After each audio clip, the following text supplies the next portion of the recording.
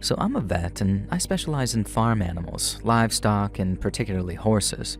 This means I'm often on call and working the night shift. I was on a call on this particular night when this happened, and I thank the Lord that I was, and also wish that I wasn't. It was not a nice night, but ultimately I feel like if I haven't been there, at least 2 other human beings would be dead, if not 3, and a horse, which to me is just as important. I was on a call watching some garbage on Netflix when my cell phone rang. It was Irene Capson, one of the 2 ranch owners along with her husband, who lived out on Iron Road Way. Now, I was a big fan of the Capsons. They'd been clients of my father before me when I was still just a little girl and longed to join the family business.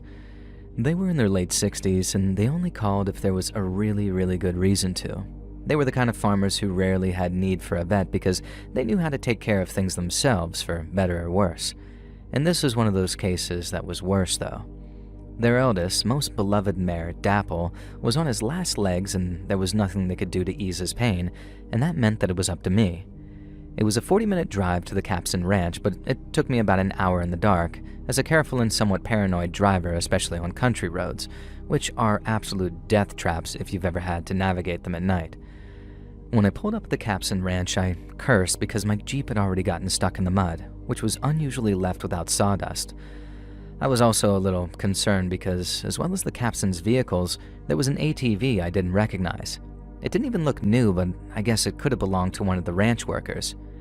Irene Capson had told me that it would only be her and her husband present at the ranch, though, and to meet them in the barn, so alarm bells were already kind of ringing in my mind.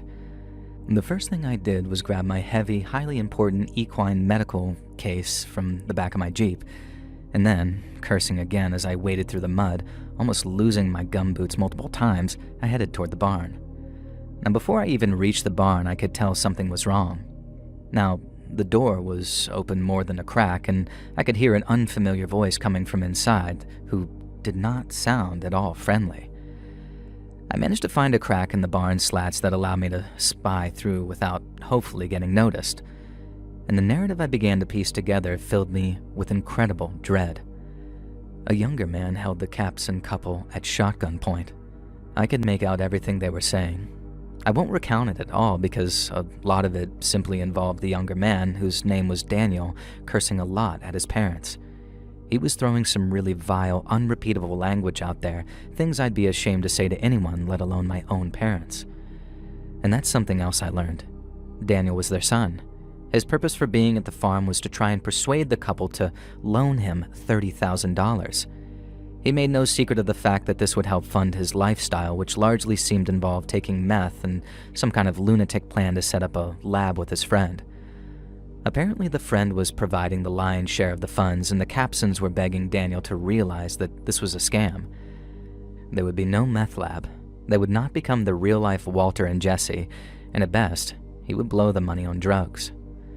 Daniel's response to this was to threaten to blow them away and simply take everything he could. He claimed he knew the safe code, and as much as it would destroy him to kill his own parents, it would destroy him even more if he couldn't get the money. I knew I had to step in. I snuck away from my spy hole and slipped through the crack in the door. Now, the kid hadn't noticed me, and neither had Irene Capson. Unfortunately, the dad Capson did notice me and couldn't stop the look of relief from crossing his face. And while I was flattered that Mr. Capson saw me as their savior, it did unfortunately mean that the younger Capson's son saw me as a threat. He whirled around. The shotgun was now pointed at me. I just stammered and stuttered, almost peeing myself because I had never had a gun pointed at me before. I faced down angry charging bulls. I've been kicked by a horse. I've climbed a tree to avoid 30 to 50 feral hogs. Now, granted, it was more like 7, but that's not a joke, and I operated on a tiger who started to wake up during the procedure. I've calmed an angry hippo, but nothing has left me as terrified, as shaken, and unsure as the young Daniel Capson pointing his gun at me. I'd almost forgotten what I was there for, and then I noticed his eyes flicked to Dapple in the stall nearest me. Without taking his eyes off me, he asked his parents, "Is Dapple okay?" And I remembered from growing up as a little kid when he was a teen that Dapple had been his horse, his beloved horse, back before whatever the hell happened to him happened. Now, over his shoulder, Irene admitted that no, Dapple was not okay. that I'd been called to the ranch late at night to see if there was anything I could do to ease Dapple's suffering.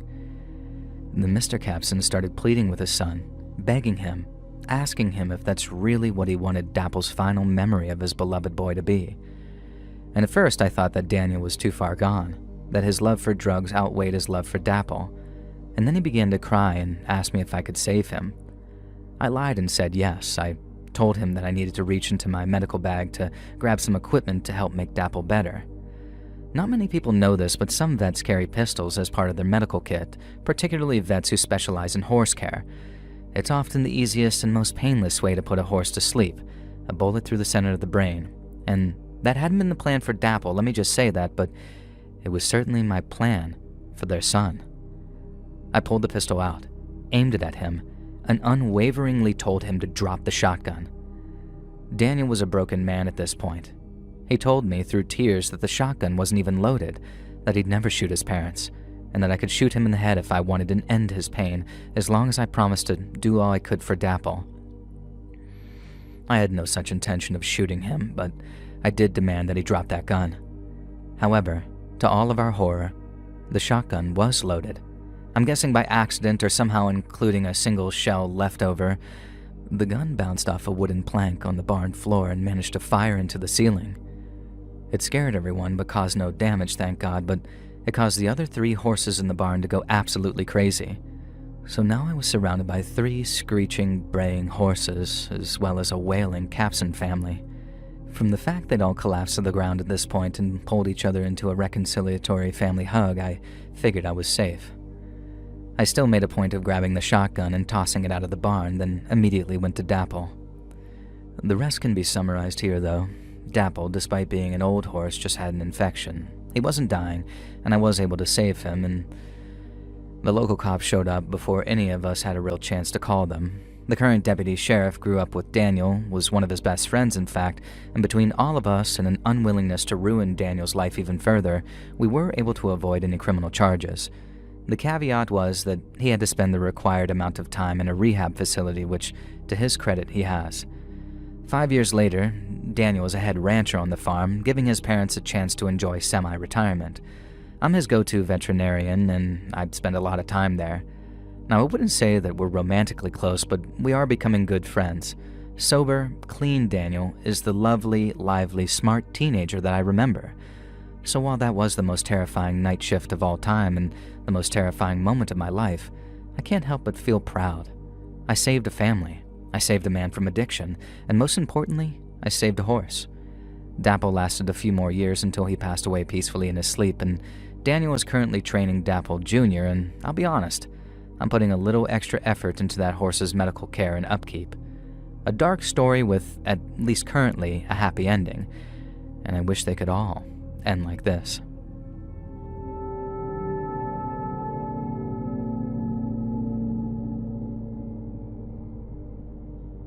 I work at a grocery store that I won't name in Detroit, and I work almost exclusively on the third shift, so thankfully I don't have to deal with customers, and I spend most of my time stacking shelves and doing busy work.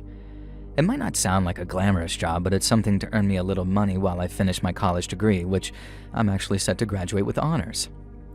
Now, it's very, very rare that anything weird happens during the third shift. Some of the workers can be a bit weird, but aren't we all who work at night? No, I'm just projecting, but I usually arrive at the store during closing time, by which all the customers have been tossed out on their butts. I don't know what happened in this particular case. Maybe she was hiding in the bathrooms or tucked away in a display or God knows what. But short version shorter, there was an elderly female customer left in the store with us when it should have been just us workers. Now maybe you'd imagine her wandering around lost or looking for her dead husband or demanding to know where we keep the pasta. Aisle 3, by the way. But no, she snuck through the whole of the store unseen, like solid freaking snake, and none of us had a clue that she was even in the store for the first hour of our shift. Now, the first sign that something was wrong was a sudden foul smell emanating from the fish department. Myself and my colleague Cherry rushed over there, curious as to what had suddenly caused a fish to just go rotten. Had a tuna exploded or something? But nothing could have prepared us for what we saw. The old woman had crawled inside the iced fish display, which was actually due to be emptied by one of us at some point. and she was rolling around inside of it, tearing fish apart with her bare hands and somehow treating them like her worst enemies. We watched in horror and I guess kind of amusement. We could only stare as she saw the goddamn octopus sitting there, some kind of delicacy that they'd imported in because God knows why. Apparently people eat these things, and squid. And she was muffled by the glass, but we heard her screaming something like, "There you are," at the octopus, and began trying to tear into it. Now, octopi are stretchy and pretty hard to just tear with your hands, so this old lady had the brilliant idea to just sort of gnaw on the octopus with her teeth. Only it turns out that she wore dentures, and after a number of attempts of biting the octopus's tentacles off, she got her dentures stuck in its forehead.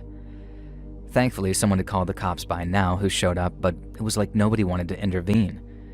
We wanted to see what she'd do next, and unfortunately, what that involved was smashing her way out of the glass cabinet housing the fish, creating an even more disgusting smell as she charged towards us. We soon realized that there was more to it than fish. She'd soiled herself. Now, this might all seem funny to you, and frankly, it was right up until this moment. Then, covered in broken glass and bleeding profusely from shards, she lunged at Cherry, tackled her, calling her an octopus woman and accusing her of inserting eels into various orifices, and I think some troll grandson of hers had shown her some of the famous shock memes and it had just broken her brain.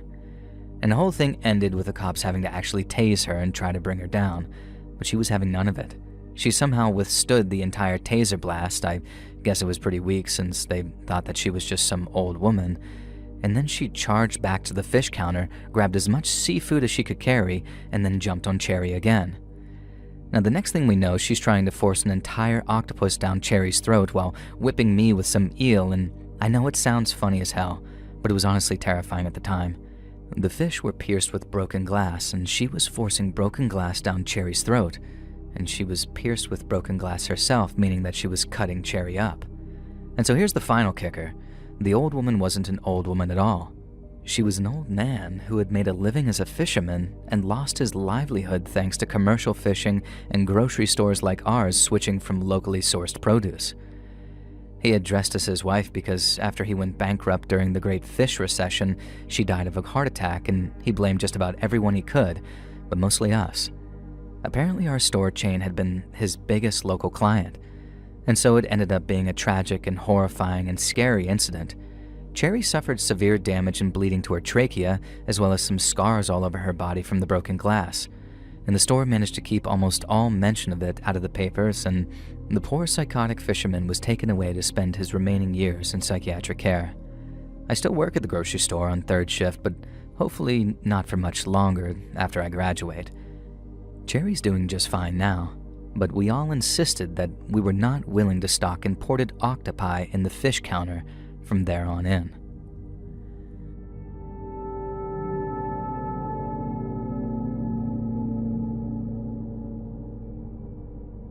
Word of advice: never work in a gas station at night. This might sound kind of dramatic, but I'd rather crawl over broken glass, work down in the sewers, or be Hassan Piker's dog than work night shift at a gas station again. Maybe day shift is better, but my a-hole boss, who I really want to call a slur but don't want to get you demonetized, forced me to work night shift and night shift only. I was a 22-year-old high school dropout who'd spent 6 months in juvie and bounced from foster family to foster family, so I guess I was lucky enough to find work at all. But good God, I am very sure that it wasn't legal to force a 22-year-old to work 5 night shifts a week every week without ever changing to day shifts. And there were a lot of things about Gary's Gash and groceries that weren't strictly legal, but I'm not a rat, and Gary's been buried in the ground for nearly 20 years now. Not to mention the fact that I'm now with his daughter and she has my kid on the way, so I gotta play nice. So I'm not trying to sound like some jerk here, but Lana, Gary's daughter, is the one baiting me to write this right now. I'm actually a very nice guy in my personal life, and I'm gonna pop the question to Lana before our baby boy is born.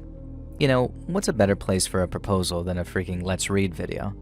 Lana, you make me the happiest I'd ever been, and I can't wait to raise our son with you. Now, through the power of Joel of the Golden Voice, I'm asking, will you marry me? Now, let's quickly move on to the story in case she says no.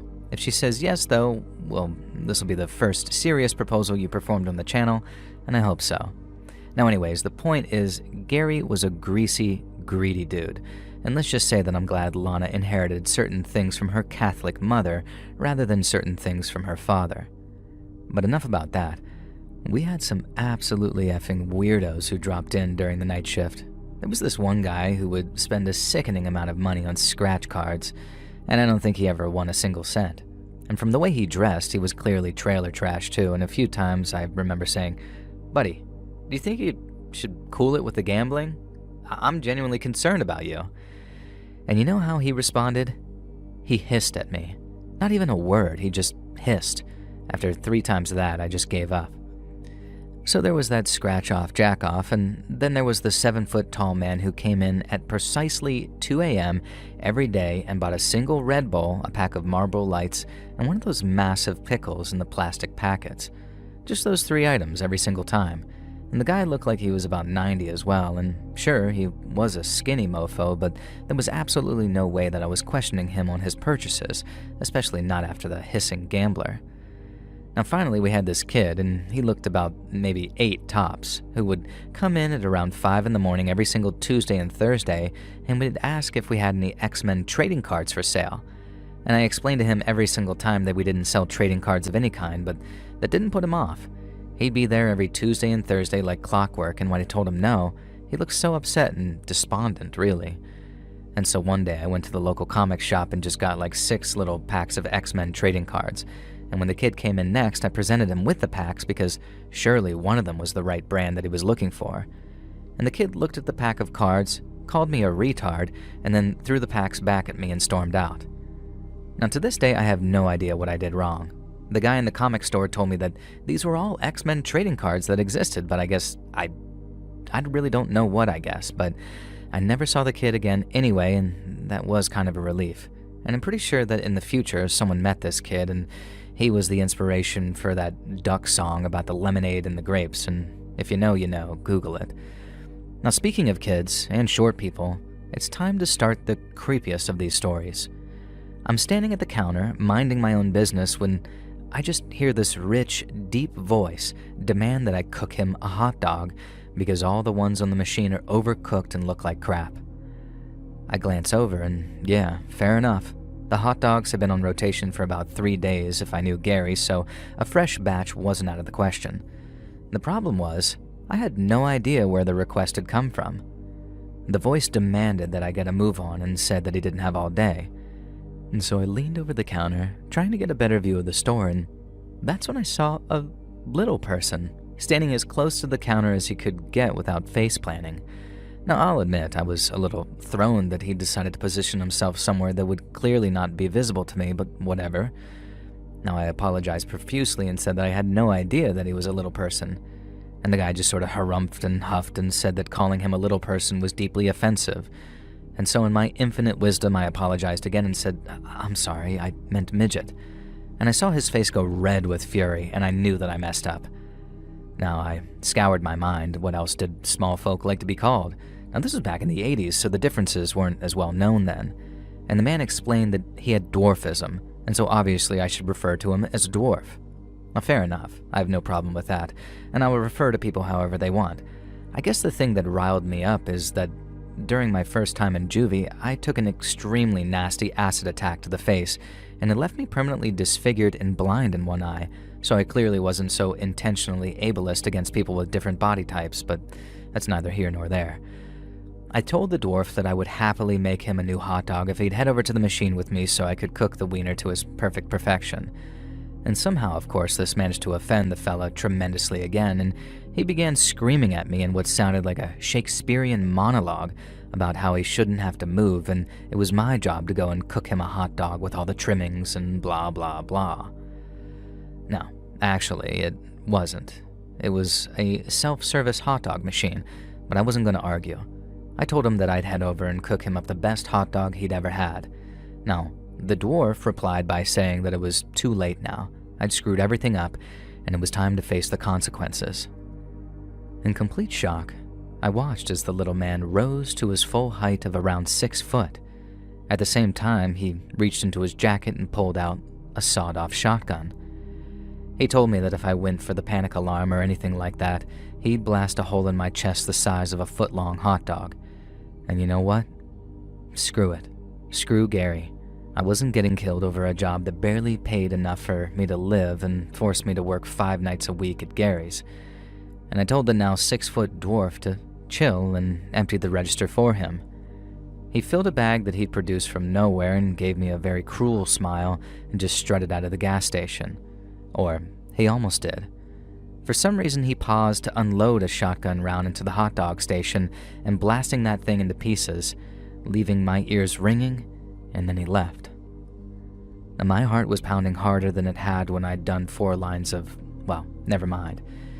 Immediately, I pressed the panic button and I called 911 for good measure. Screw Gary. Those cops could actually wake him up. And so when the cops got here, we discovered a bunch of things. 1, Gary was too cheap to actually buy an outdoor security camera, so that one was actually fake.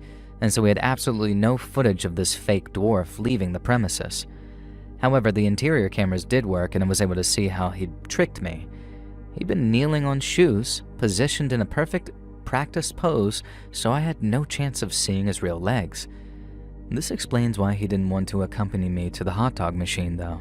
And hilariously, this fake dwarf had been the suspect in a bunch of local robberies. He'd never fired his weapon before, and you know what got him caught? The fact that he took the time to shoot the crap out of that hot dog oven.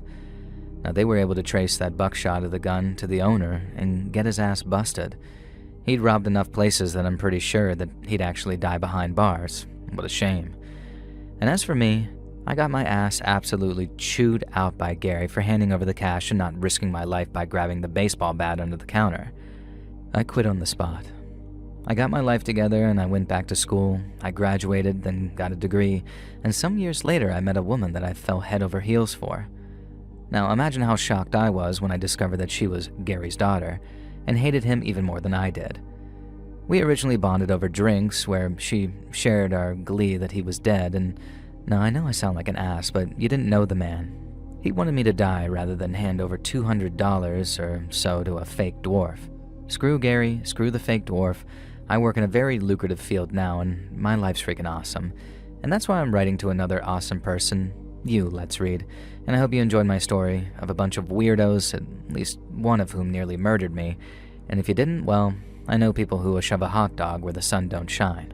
Have a beautiful day.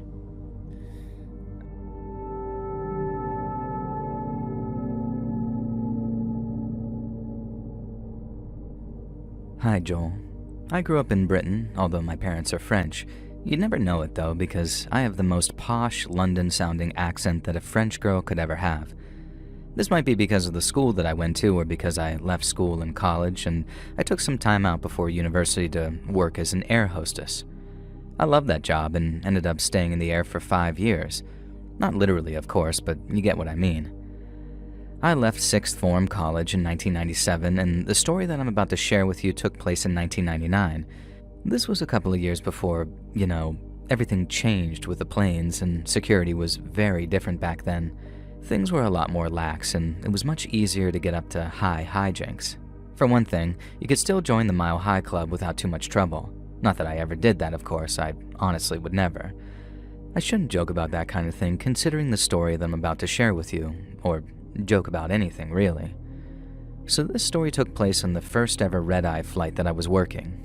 I'm sure everyone knows what a red-eye flight is by this point, but if by some small chance you don't, it's a flight, generally a shorter one, that takes place at night and often involves the passengers sleeping for the duration. If you take the red-eye, you're meant to stay quiet, calm, and well-behaved. I can't remember if kids were flat-out banned from our red-eye flights, but I don't ever remember any kids or babies on the handful that I worked. Now, this was 27 years ago, so bear with me. I've not worked as an air hostess for almost as long, and I haven't thought about planes in a long time. From what I can recall, the plane, run by some long bankrupt airline that you probably never heard of, was divided into 2 sections.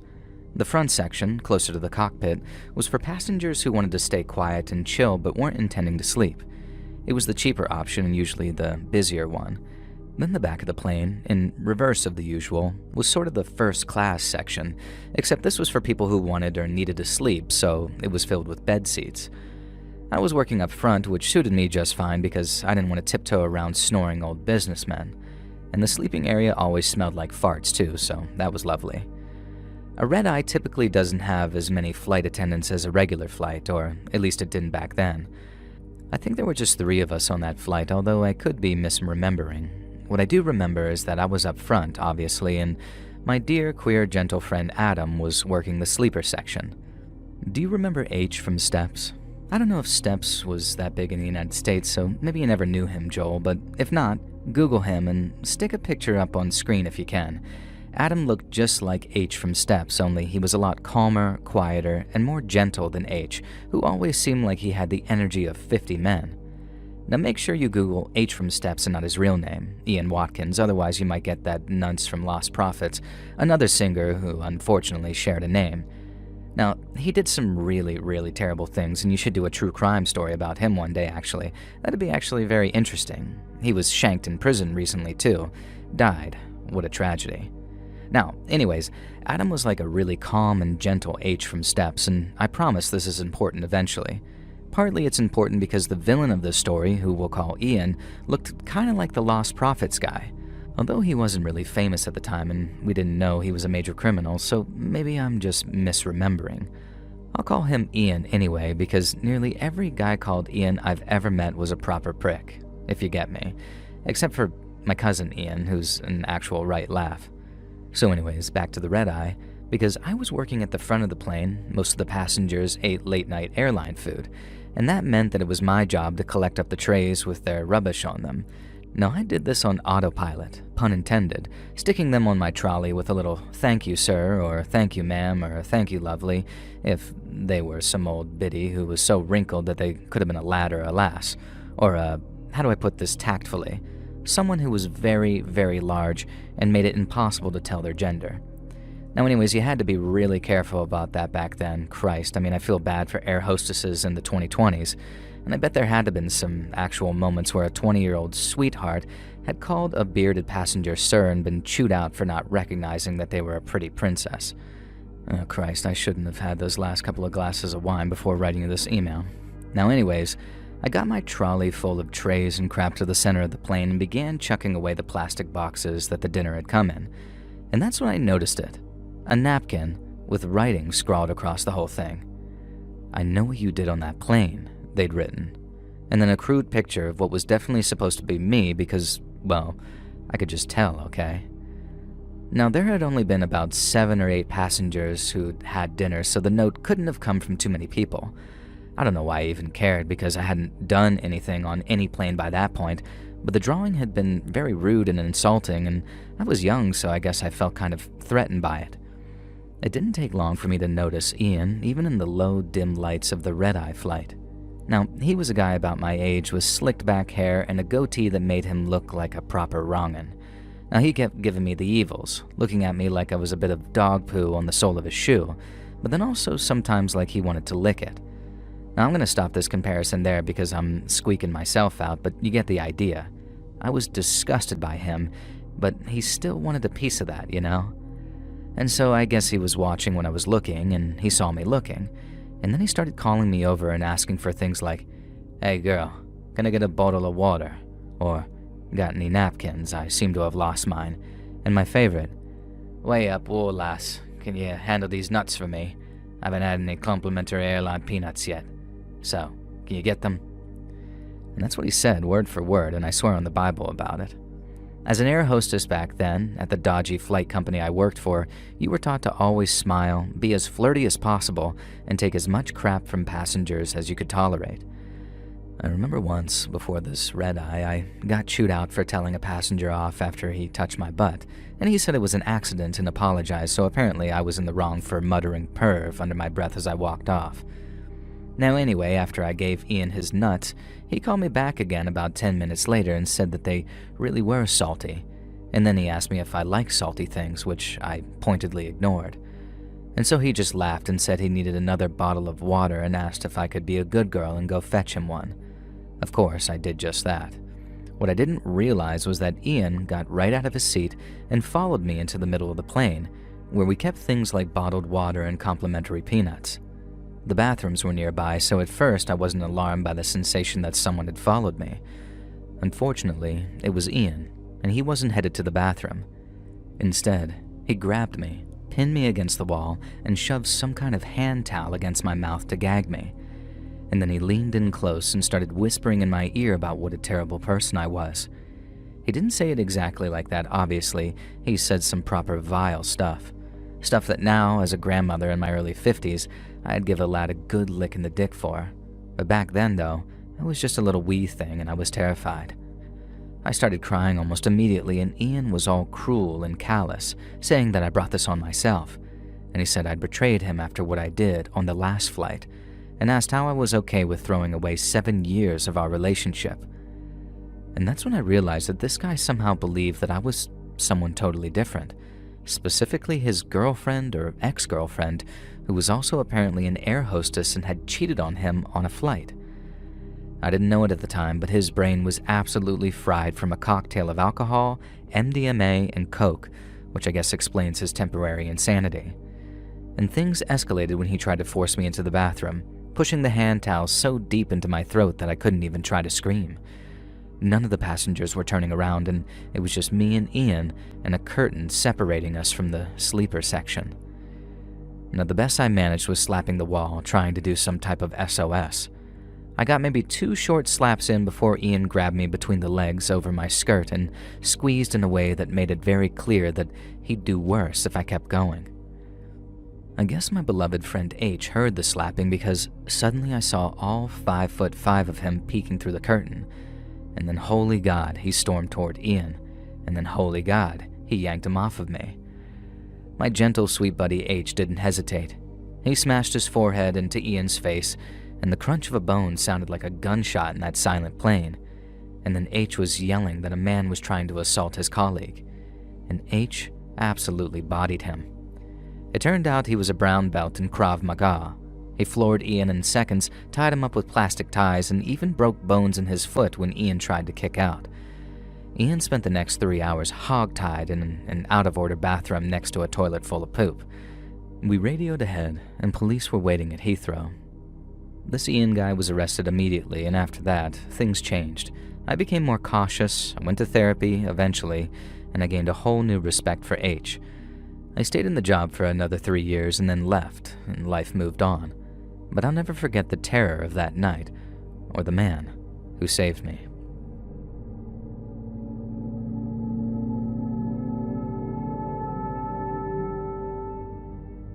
I'm a 35-year-old woman, and I work as a nurse. I've done so for the last 10 years now. I doubt it's a career that you can really relate to, being a literary expert and linguistic YouTuber, but it feels like we live in entirely different worlds altogether, although apologies if I'm wrong. Now, maybe you have family who worked in the profession, and I'll admit I'm not a die-hard regular viewer, but I love it when your videos come on autoplay and actually help me sleep. Some friends of mine encouraged me to email this story in, so I hope I'm making the right call in doing so, and I think it was scary as HE double hockey sticks anyways. So this story takes place when I was 25. I'd already done a degree, so I was on a fast-track program at nursing school, a little 2-year qualification. Now this meant that there was a lot of the on-the-job training early on, which suited me just fine. I've been in school since I was like 4 years old, and I was eager to put the books away and start emptying bedpans or inserting suppositories into people's butts.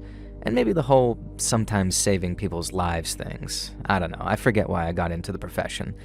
Now anyways, as a part of my training, I was required to spend 2 months working on a number of different wards. Really, they just wanted to toughen us up and throw us into the deep end.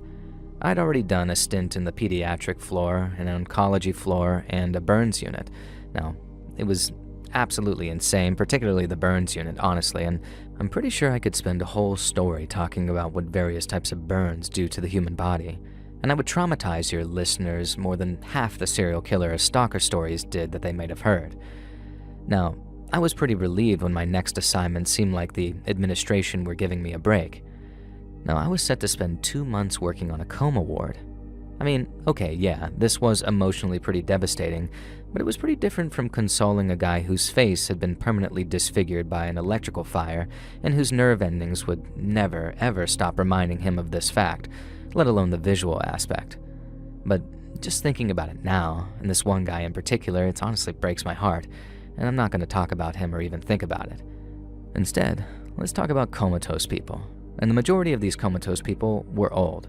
We had some younger people, but the bays that I was assigned as a junior trainee consisted of old men and old women. Now, this coma floor was surprisingly busy because during the day there were a lot of visitors.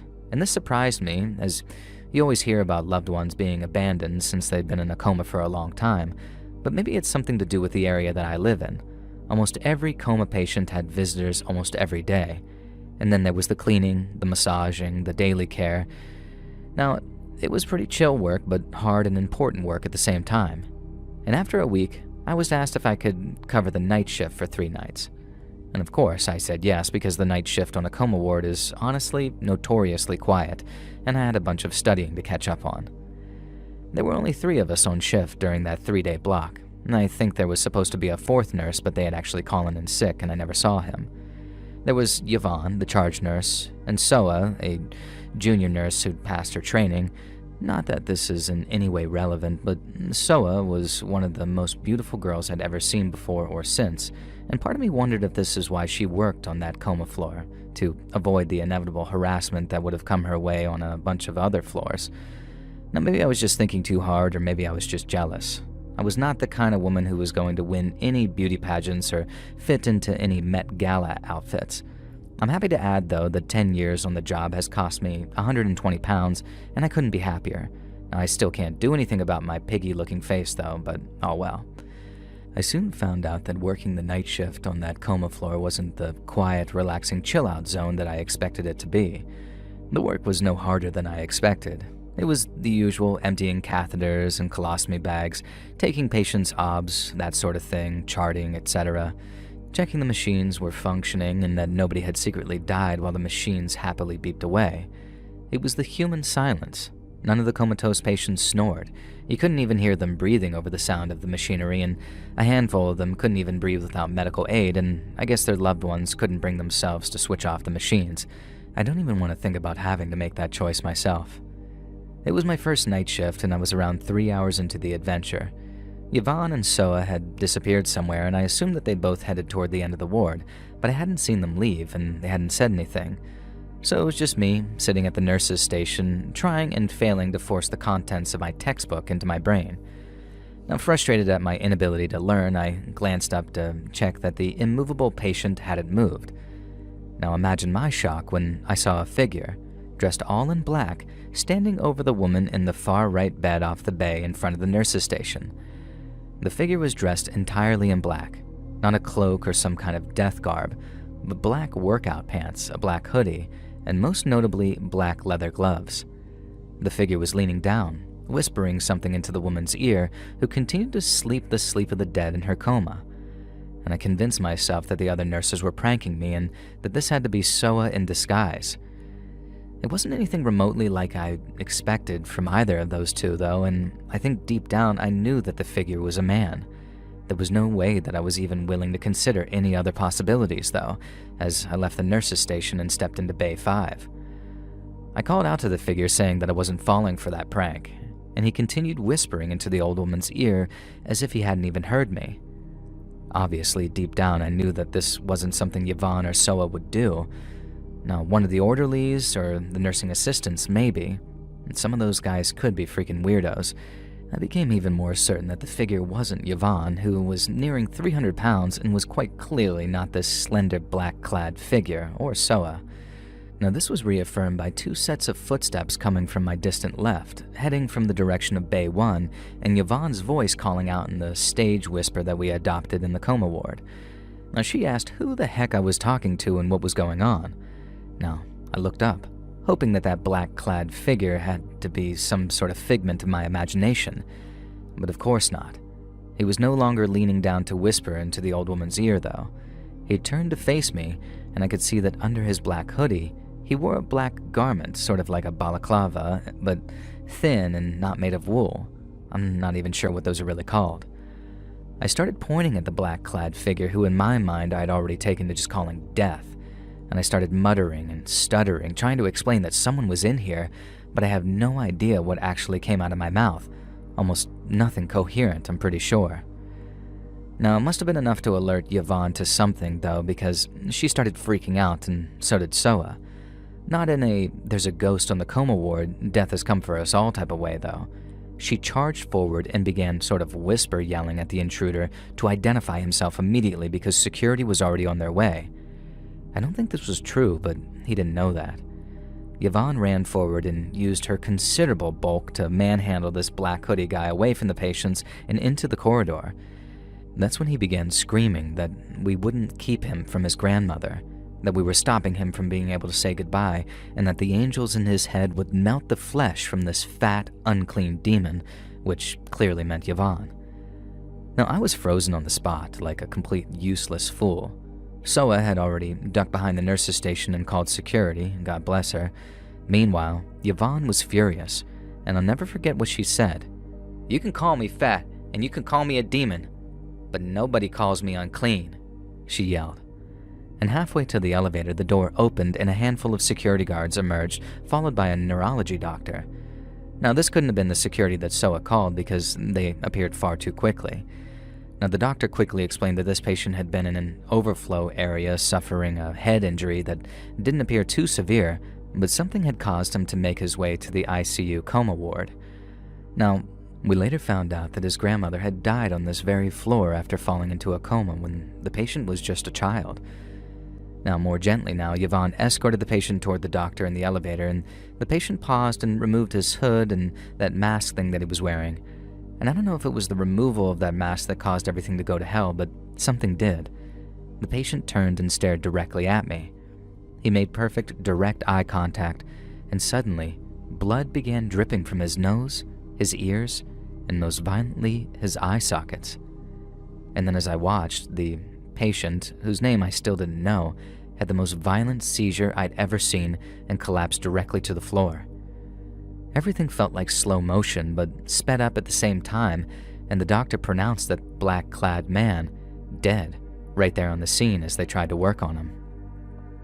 Now, the short version of this mild concussion he'd received had triggered some type of aneurysm in his brain, a weakening of his brain tissue that nobody could have even possibly predicted. Now, I'd love to say that the comatose woman he whispered to had made a full recovery, but she remained in her coma for another couple of years before also passing. The whole thing could have put me off being a nurse, but it didn't. It reminded me that so many people need our help, people who might appear sinister at first glance, people who are at the end of their lives, everyone. We're all vulnerable to the inevitability of death, and I feel like it's my calling to try and help that transition feel a little easier for as many people as I can. Hey friends, thanks for listening. Click that notification bell to be alerted of all future narrations. I release new videos every Monday and Thursday at 9 p.m. Eastern Time, and there are super fun live streams on Sundays and Wednesday nights. If you got a story, be sure to submit them over at my email, letsreadsubmissions@gmail.com, and you might even hear your story featured on the next video. And if you want to support me even more, grab early access to all future narrations and bonus content over on Patreon, or click that big join button to hear about the extra perks for members of the channel. And check out the Let's Read podcast, where you can hear all of these stories in big compilations located anywhere you listen to podcasts. I also have a true crime channel called Saturn Soul. Go check it out, as all the links are down in the description below. Thanks so much, friends. And remember, stop projecting. You remind me of my mean dad and my mean ex-boyfriend.